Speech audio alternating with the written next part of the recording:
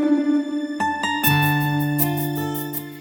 everyone, welcome back to my channel. My name is Kim and today I'm bringing you my long overdue review of The Red Queen by Victoria Aveyard. This was copyrighted back in 2015 if you are curious as to when it came out. So I put it back there so I can have my hands free. I express myself better and I feel like I am more engaged in what I'm saying when I can talk with my hands and have them free. So I put it back here on display for you guys. Let me know down in the comments below, do you talk with your hands? Do you feel comfortable doing that and expressing yourself that way? Or are you one of these people who are very proper and don't, wave your hands about as you are expressing yourself? I would be curious to know about that.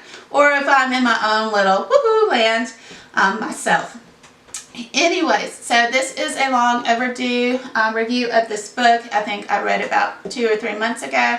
It is one of my buddy reads. We are reading the whole series of The Red Queen. So I think I started this back in July. Yes, because we are now starting into the 4th book. So it is a very long overdue review of this book, but that is my life here recently. Things are just topsy-turvy. Getting back into the school year, as you guys, if you've watched any of my previous videos, you know all of that. So I am reading. It's just trying to balance reading, work, filming, and getting everything up for you guys. But overall, I did really enjoy The Red Queen. I know a lot, I think it was kind of a turnoff for a lot of my buddy group because it can be repetitive at times with their themes of you can't trust anybody, everyone can betray you at one point in time or another. So that is kind of said over and over throughout the entire book and several of the following books. But the audience you have to kind of keep in mind, this is more for like 7th, 8th, 9th grade students, and they don't tend to pick up on the subtleties of messages given in books, so that I believe is why the author may have done that. Because it was very subtly done. It wasn't like hit you in the face type of things. It's just in some dialogue that goes on, and then it may be picked up in a thought here later. Oh yeah, that character said that. But it's very subtly, but as a more mature reader, as adults, we tend to pick up on those things a little bit easier than, say, like I said, a 7th, 8th, 9th grader. Unless they are a more mature child, most of them, as a reading teacher myself, they don't pick up on subtleties, at least the students that I teach. They're about average, students, and that's their progression right now. That's where they're at in their lives right now, because they have all this other stuff going on that is more important to them. So as they're reading, they may not pick up, like I said, on the subtleties unless they are an avid reader, they're a more mature reader to read more of these types of books. Then that child who is a little bit more older thinking may pick up on it. But just the average, normal, 7th, 8th grader, they may not. So I think that, like I said, that may be why the author chose to be a little bit more repetitive. So a lot of my buddy group, when they started out, they gave this book a 3-star. For me, it was more of a 4-star. Again, a 5-star is like the best book I've ever read type of category. Like the Throne of Glass, to me, those were awesome. So everything kind of compares to that series. So this is more of a 4-star versus the 5. I enjoyed it. I wouldn't mind rereading it again later, but it's not a high ranking as the Throne of Glass. Again, I'm going to try to do the review as, the best I can without spoiling it, but I do have to talk about some things in order for it to kind of make sense for you guys. But I don't want to give everything away and then you not want to pick up the book. Alright, so you are following the main character, Mare Barrow. She is a red, so this society in this book, it is set up as the Silvers, and then you have the Reds. The Silvers are kind of the overlords. They rule in this world, and the first book does take a lot of time to do world building, so you understand the world you're in, the conflicts between the different kingdoms, and the conflict between the Silvers and the Reds, and how kind of all of that came about. So at some point in time in their history, they used to be one people, and then for whatever reason, genetically or just in evolution itself, they kind of split into these two different groups. One that has these magical powers and others that are just, say, straight humans like we are. So this magic system, it is based on like elements like wind, rain, or water, and plant growing, and metals, and minerals, and those types of things. So that these silvers, if they are around the element that they can use or wield, then they can use it. They cannot just will things to be. They have to be around that element. So if it's a water magic user, they have to be around a fountain or a stream or a lake or an ocean or something that has water for them to be able to use their power.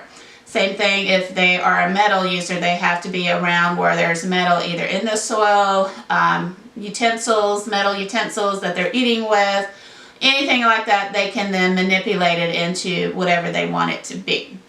So they have to be around the element in order for it to be used. So that I thought was a pretty cool way of using this magic setup, because I had never read that yet, but I am very new to the fantasy world. So this may have been written about in other fantasy books. I just haven't read them yet. So this is my first experience with it. I thought it was pretty neat how that goes about. And then again, you got so you got the silvers, who are kind of this overlord, rules over the reds. The reds are basically enslaved to them. The silvers can do anything they want to them. It doesn't matter, because then they just have more reds, to use. So a major setup in this book is that when the reds become, I think it's around 17 or 18 years old, they get conscripted into the silver army to be thrown at another silver army. So there is a war going on between the Norda kingdom and the Lakeland kingdom. And there is this dispute across this one part of the border where the fighting is all taking place. And all the reds, again, when they turn of age, they are put into this army to be trained up to use as basically cannon fodder. Because again, they have no magical powers, and they are being, told, yeah, you got to go out and fight these other silvers who do have magical powers in their red army as well. So this has been going on for like hundreds of years, over a century or more, and it's just an ongoing battle between these two kingdoms. And that kind of sets up everything, because Mare, she's starting to getting closer and closer to the age of conscription, and a lot of things go on from there, because she's trying to think of ways, how can I not go in, how can I help my family? And this poor girl, everything that she does, everything she tries, even though they may be bad things for the right reasons, it always comes back at her or her family in a very negative way. So she means well, and she's trying to help, but in trying to help, it backfires on her so many times. And I feel so bad for her, because she is trying, she loves her family, she would do anything for her family, and she does. And again, it just a lot of times backfires in a very negative way on her family members, which then entails her ending up in the eyes of the royal family. So again, after she tried to do this one thing to help her family, who is very kind of torn up, her mom and her dad has come back from the war, so he is banged up. He's lost a leg. He has a bad lung, I believe it is. So he's kind of messed up, even though the silvers, they can easily heal him. They don't think, healing a red is very much worth it. So he's suffering. All her older brothers have been conscripted. So she's trying in her own way to support her family. And again, this last one backfired severely, so she's out at night just thinking about all of these things, and she runs into this stranger and tells him this huge sob story after he catches her trying to pickpocket. And this stranger gets her a job in the palace unbeknownst to her, and so now she's in the eye of the royal family and all those who work in the castle by the stilts.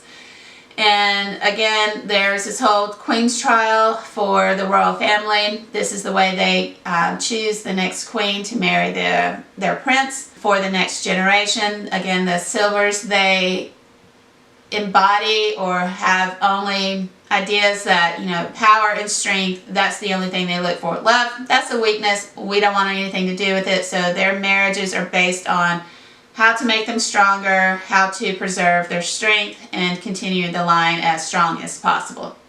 So they have these things called a queen's trial, where all eligible princesses or noble daughters are put on this trial to, you know, overcome everyone else and be the last one standing, and that person would then be the queen and next queen to marry the prince. If I can get my words out.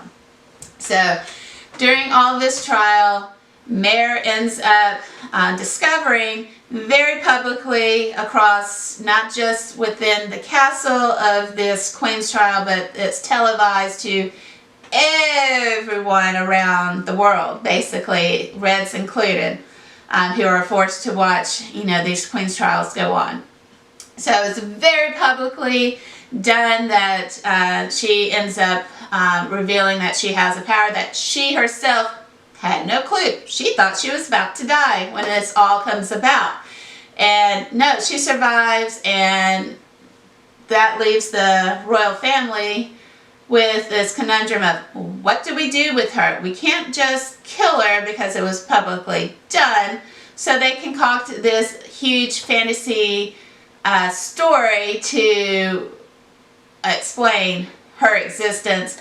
And so now Mare has to then live this lie in order to protect herself and her family. Otherwise, they're going to be gone. You know, so if she steps even a hair out of line, she's done for.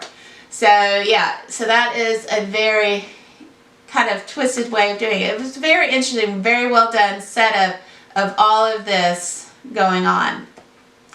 And then, as of course, you know, with, you know, a lot of fantasy, it does end up with a romance is on there. Not, I guess not all fantasies, but there is a love interest goes on.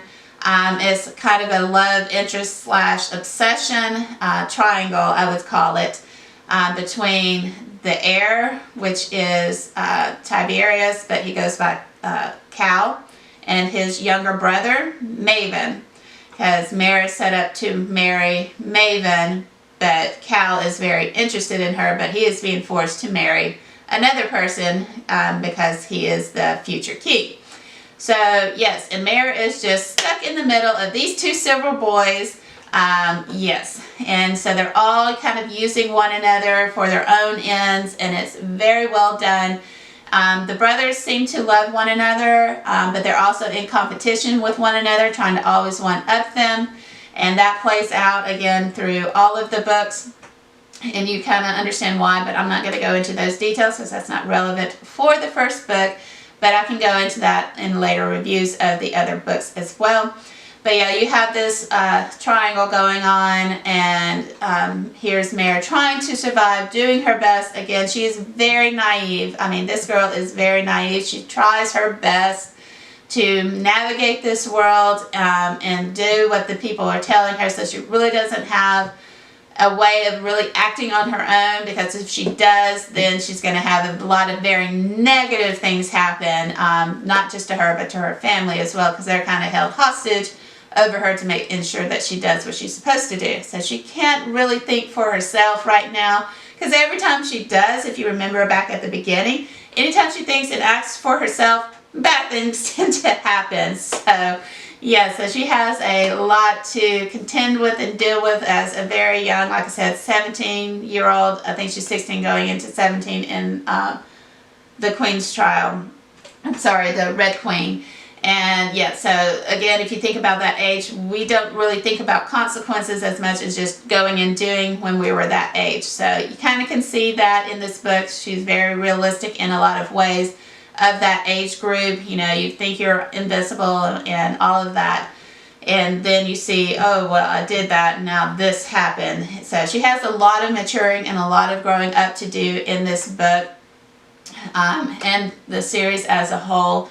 And yes, it is very interesting to read this book. Like I said, I gave it a 4-star. Overall, it was a great introduction to the series. Again, the first book really builds on the world, the society, the governance, and all of that, so you understand why things are the way they are. And then you follow this girl trying to navigate all of that and still survive, because this is very much a survival book. Yes. It is really great. I would highly suggest it. If you haven't read it, again, it is a great read. For me, a 4-star read. I really did enjoy it, watching her try and, like I said, navigate all the political things, intrigues, and all of that going on, and still remain who she is at her heart, and save her family and trying to make things better for them, which was her goal always, is to trying to help her family. So yeah, so it is a great story. A lot of things go on into it. And again, I'm trying just to highlight some of the major things, but not spoil it for you either. So I hope you do pick it up, because I really did enjoy it, this book. So yes. Anyways, if you have enjoyed today's review of The Red Queen, leave me some comments down below what you thought of it, if you have read it, or if you want to pick it up and see what it's really all about. Again, I just touched on some of the main things about it, like the themes and things like that, and the political intrigues and all of that. So yeah, in the magic system. So yeah, I enjoyed it a lot.